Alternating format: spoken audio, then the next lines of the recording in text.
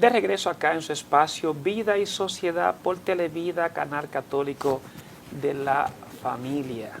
Aquí tenemos un invitado para mí sumamente especial por los vínculos que tenemos.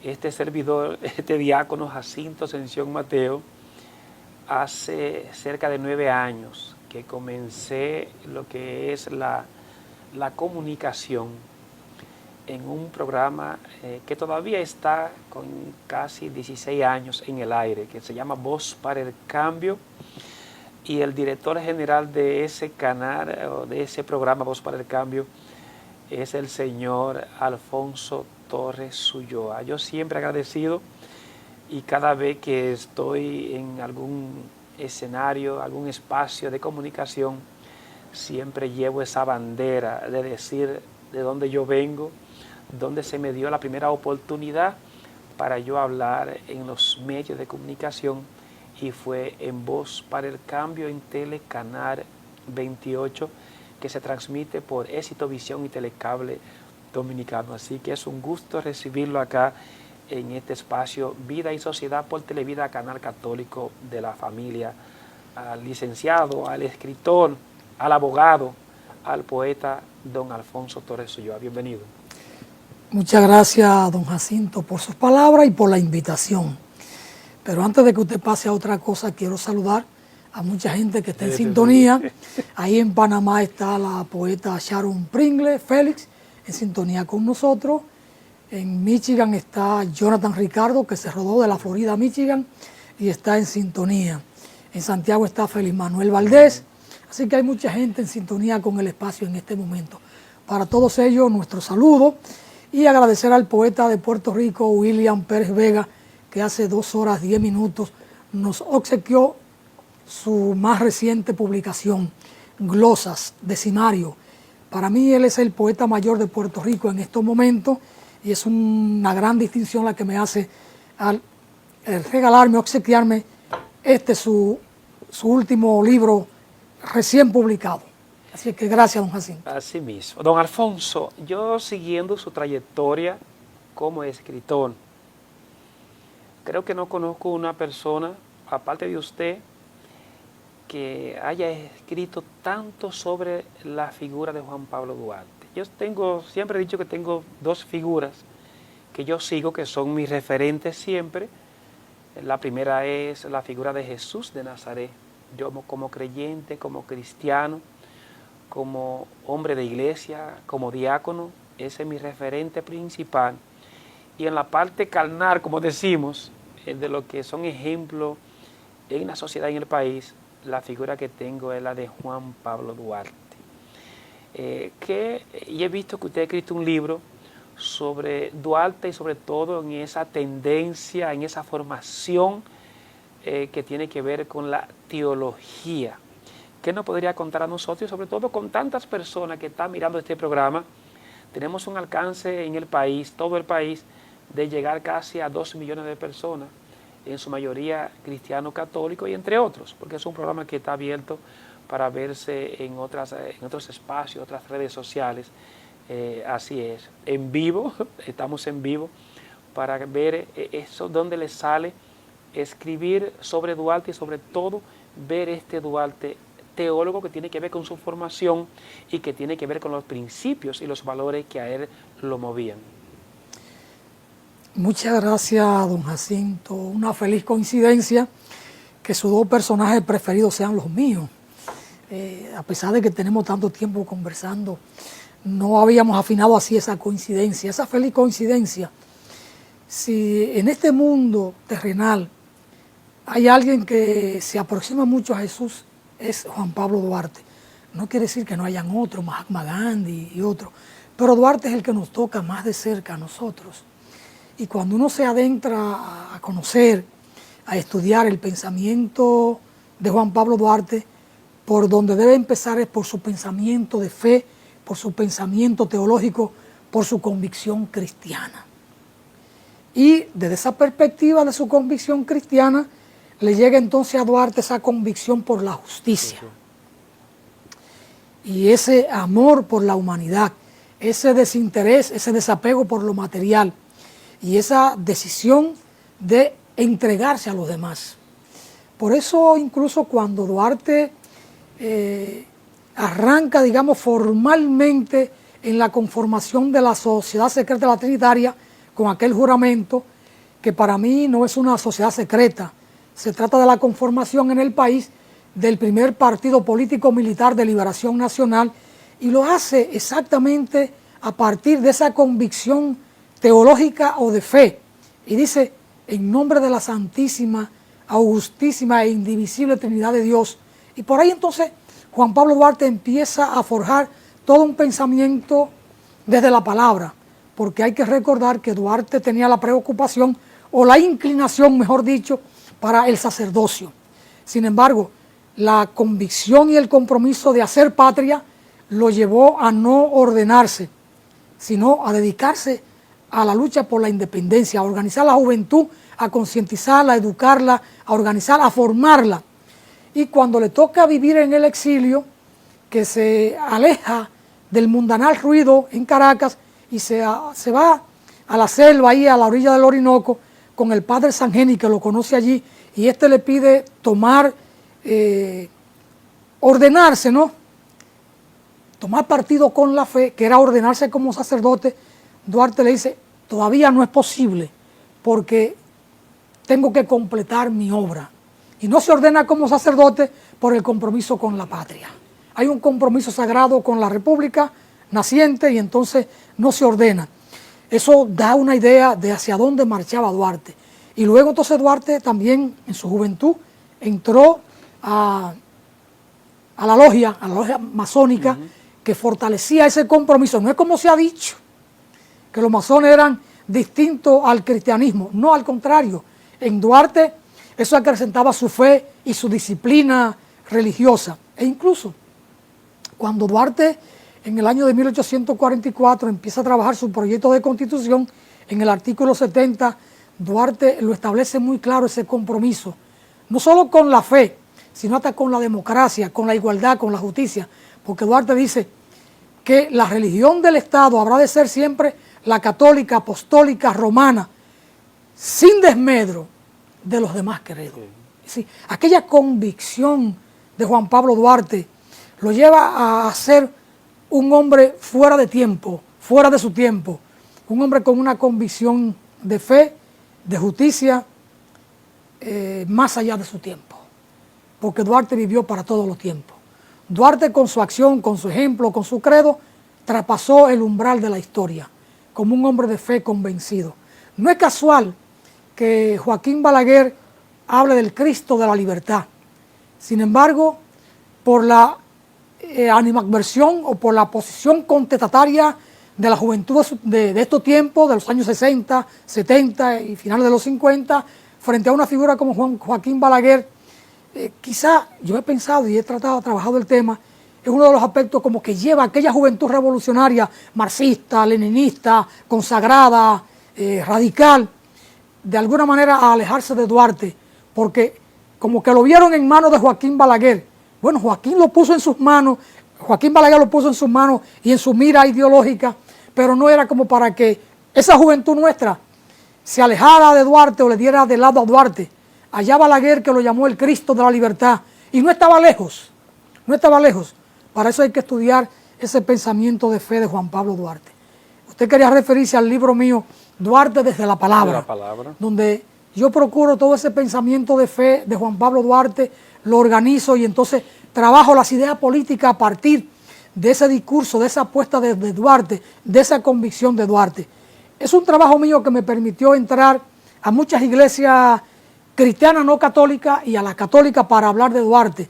Recuerdo que en una ocasión el padre... Pero se ha reivindicado de ver eso que usted plantea en el libro Duarte desde la palabra, la parte del credo, las iglesias, no solamente la iglesia católica, sino también la iglesia protestante, han reivindicado ver ese Duarte con unos valores tan firmes cristianos, inclusive que le sirvió a tener una propuesta de nación, una propuesta de sociedad, y que iba con esos principios con que lo que él se identificaba, con una formación religiosa como cristiano.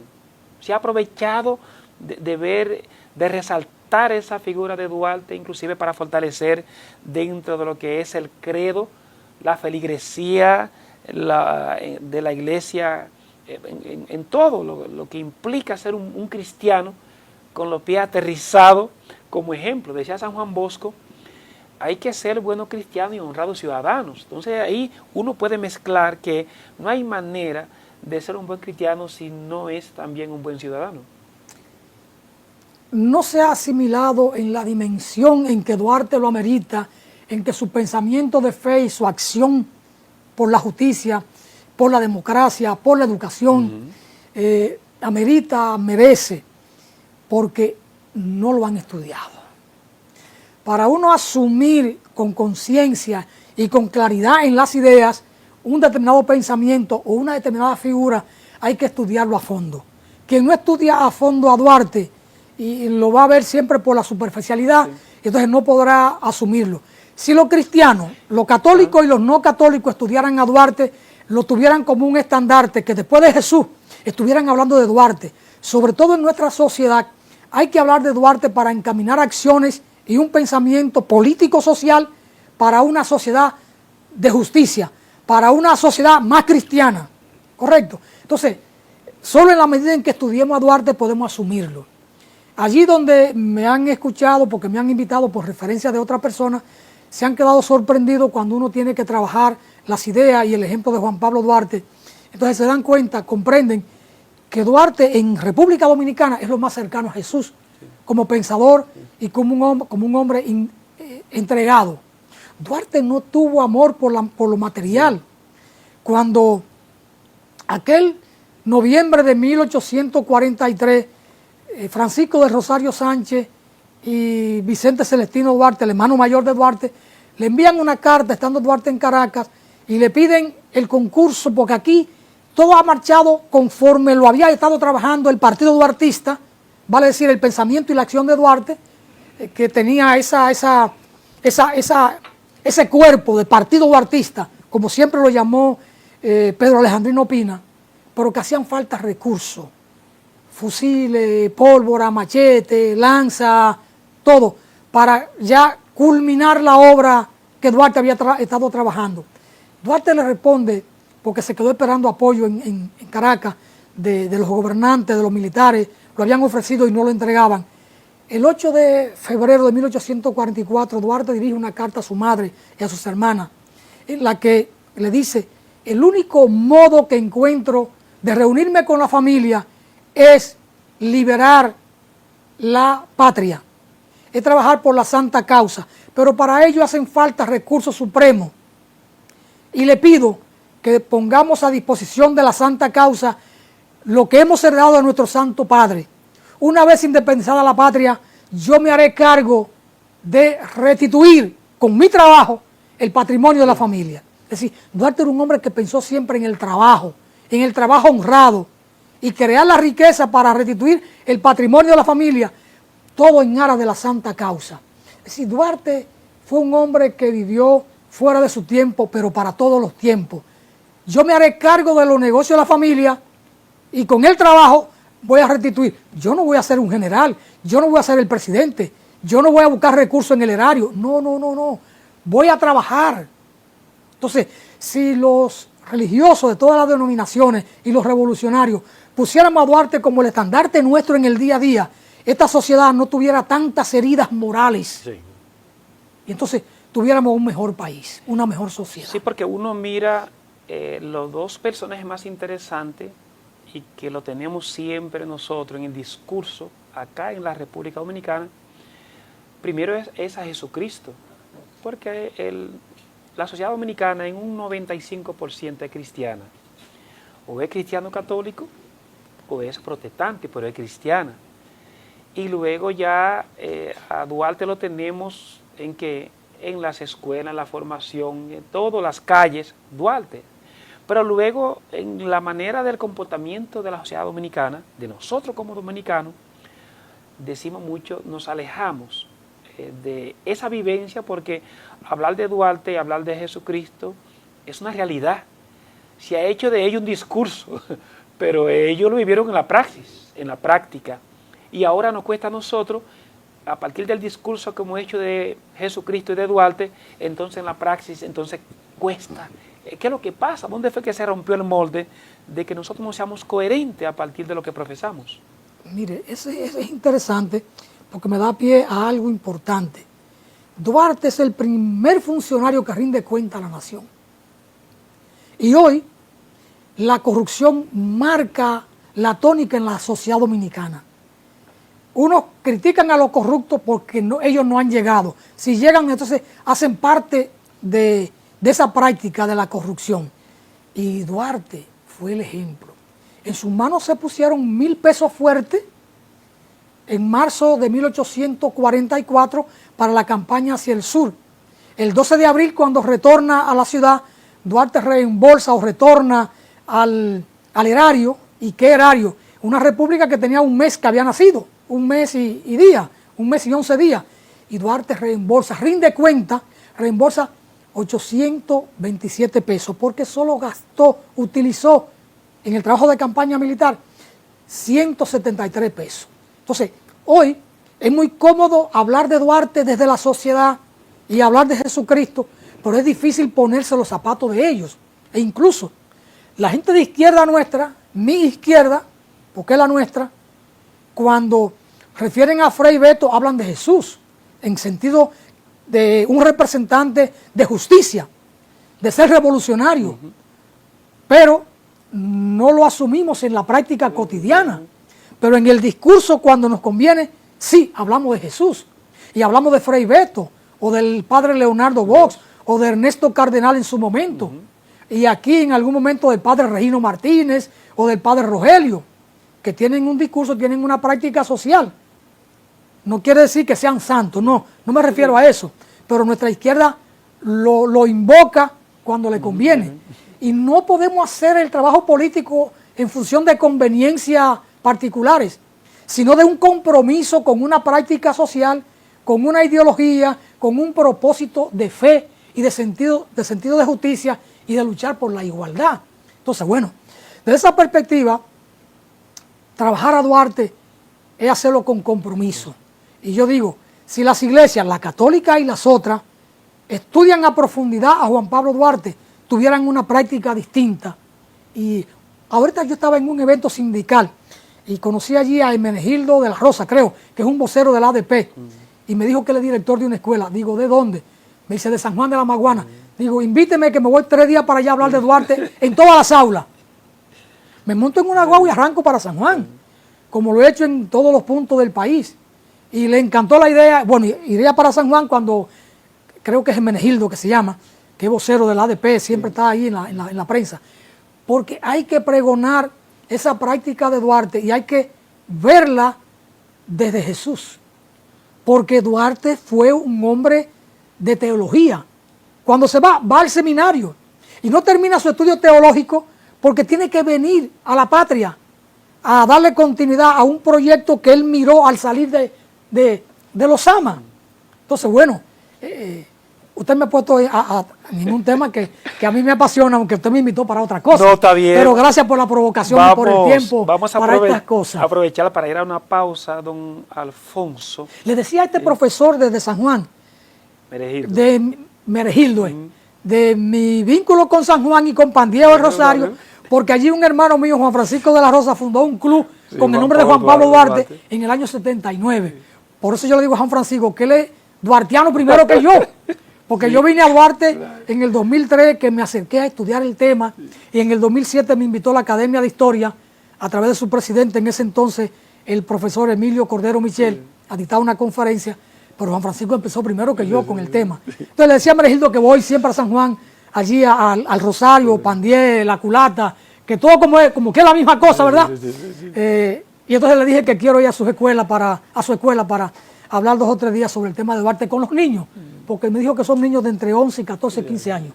Vida y Sociedad, por Televida, Canal Católico de la Familia, conversando con Alfonso Torres Ulloa, abogado, poeta, escritor.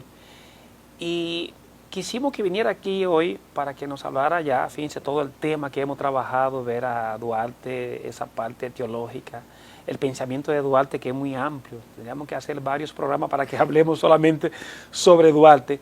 Pero hoy comienza lo que es la Feria Internacional del Libro Santo Domingo 2025, en la versión número 27. ¿Qué tiene don Alfonso? ¿Qué tiene el colectivo? ¿Cuáles son esas actividades que la gente que nos está escuchando, mirando el espacio, pueda conocer y participar, entendiendo que nuestra Feria del Libro es una fiesta de la cultura para todos los dominicanos? Muchas gracias, don Jacinto. Una Feria del Libro es siempre una actividad fundamental porque el libro es cultura y la cultura es identidad, la identidad es soberanía, es patria, es orgullo, y eso es un tema que debe ser permanente, porque ¿qué será de nuestro pueblo cuando perdamos la soberanía, cuando perdamos la identidad? Y la identidad es orgullo, es identificación.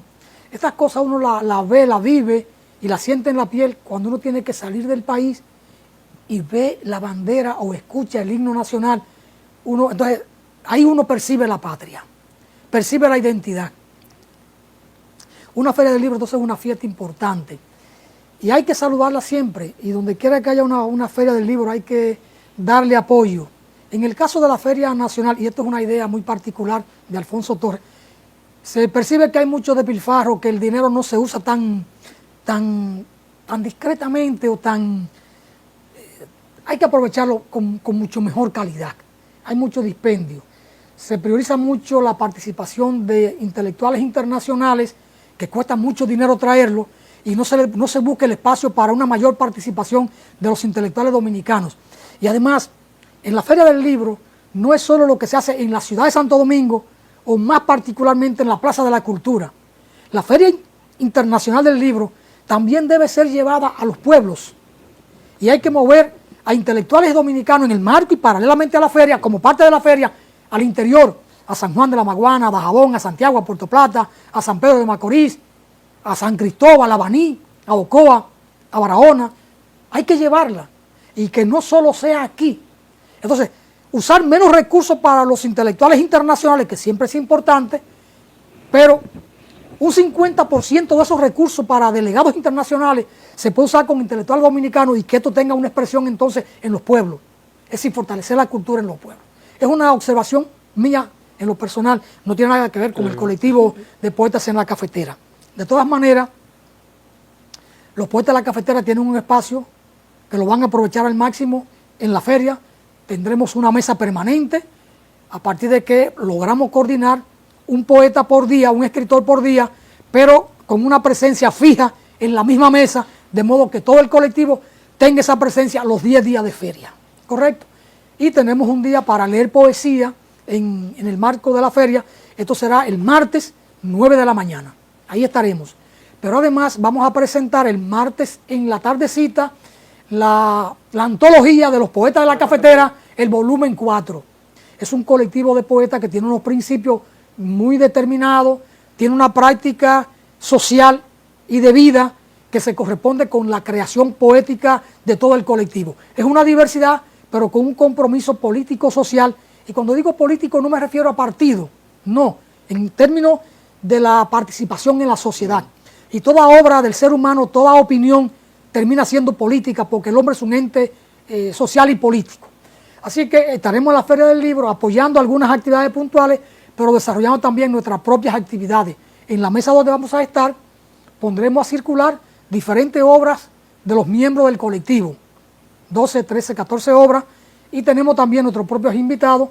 Por eso llegó anoche, ayer tardecita, el poeta William Pérez Vega desde Puerto Rico. Ya comentaba que nos entregó hace 2 horas 40 minutos este ejemplar de su última publicación, Glosas Decimarios, un trabajo interesantísimo. Así es que invitamos incluso a la gente que acudan a la Feria del Libro, que vayan a la mesa nuestra, será la mesa número 7, ahí en la Biblioteca Nacional Pedro Enrique Sureña. Además, los poetas de Dajabón tienen una presentación el lunes 11 de la mañana, también una lectura de poesía, y estaremos en diferentes espacios. Donde quiera que se abra un espacio para la poesía, ahí estaremos nosotros como colectivo de poetas en la cafetera. Y estaremos participando, por supuesto, en los eventos más trascendentes de la Feria del Libro, sacándole provecho y el contacto con poetas de otros países para fortalecer nuestro intercambio con todos ellos y fortalecer, por supuesto, lo que venimos haciendo. Nos quedan 2 minutos, don Alfonso. Yo quiero que usted... ¿Ya se fue el tiempo? Sí, que usted se lo dedique un llamado a la gente de Dajabón, con lo que se quiere hacer allá en Dajabón, con un patricio, con un hospital que lleva su nombre y que una diputada ha querido a título personal cambiar eso, donde es un tema de identidad para toda la gente de Dajabón. ¿Qué usted le dice a ese pueblo que está ahí? Porque esto es un tema de lucha, porque así nos van cambiando los valores, van poco a poco la gente imponiendo sus cosas y luego llegará un momento que nos quedamos sin nada, sin referentes, sin historia, y nosotros no podemos permitir eso. Bueno, lo primero es invitarles a todos para este sábado 27, 5 de la tarde, en la Casa de la Rectoría, a la presentación de esta obra nuestra, Elías Piña, Memoria Literaria. Es un trabajo interesante que recoge un poco la historia literaria de Elías Piña, poetas contemporáneos, y vamos a ver qué sale de ahí. Este sábado 27, 5 de la tarde, Casa de la Rectoría, donde empieza el Conde, no donde termina, allá en la escalinata. Sí. Lo otro es que en Dajabón tenemos una lucha social por la identidad, por la historia. Nuestro hospital municipal Ramón Matías Mella, que se construye y se inaugura en el año de 1945, hoy aquel local quedó pequeño, tiene filtración, la población ha crecido. En aquel momento, hace 80 años, nuestra población en la parte del municipio no pasaba de 3.000 personas y hoy allí tenemos cerca de 58, 72.000 personas. El último censo no nos lo refiere así en la parte urbana, pero por ahí anda la cosa. Además, todas las personas que van de tránsito, la población de Haití, de Juana Méndez, que ahí es que recibe, y algunos de Cabo Haitiano, ahí es que reciben asistencia, e incluso en los últimos años, la mayor parte de la parturienta en ese hospital son de nacionalidad haitiana más que dominicana. El hospital, la instalación física quedó pequeña.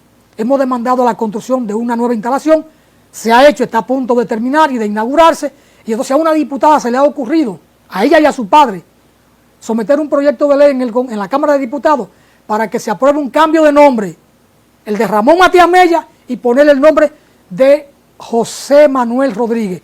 Nosotros a esto estamos opuestos, tenemos una lucha y estamos conscientes y seguros de que la vamos a ganar. Ella logró en la Cámara de Diputados que le aprobaran el proyecto en 2 lecturas consecutivas. Nosotros rápidamente sometimos una comunicación al presidente del Senado y estamos haciendo contacto con senadores y hasta ahora la cosa va muy bien y esto no va a pasar en el Senado. En la Cámara de Diputados parece que no escucharon que se trataba del nombre de Ramón Matías Mella o no leyeron el proyectito aquel y lo aprobaron. Una cosa impensada. 192 diputados no pudieron leer aquello o no escucharon el nombre de Ramón Matías Mella. Tumbar en la frontera el símbolo de un patricio para poner el nombre de otro más, sea Jacinto, Alfonso, Juan Francisco, no importa quién, nadie en este país está por encima del nombre de un padre de la patria y eso no va a pasar. Gracias, don Alfonso Torres, para acudir a esta invitación con este diálogo tan productivo. Y ya veremos otro momento para que seguir hablando sobre Duarte acá y otros temas que sé que va a ayudar a la reflexión, esa que intentamos hacer, de hacer una buena comunicación. Gracias a los amigos televidentes que están ahí siguiendo este espacio en Televida, Canal Católico de la Familia, y decirle que será mañana aquí nuevamente a la 1 de la tarde con nuestros hermanos del Emaús. Así que hasta la próxima.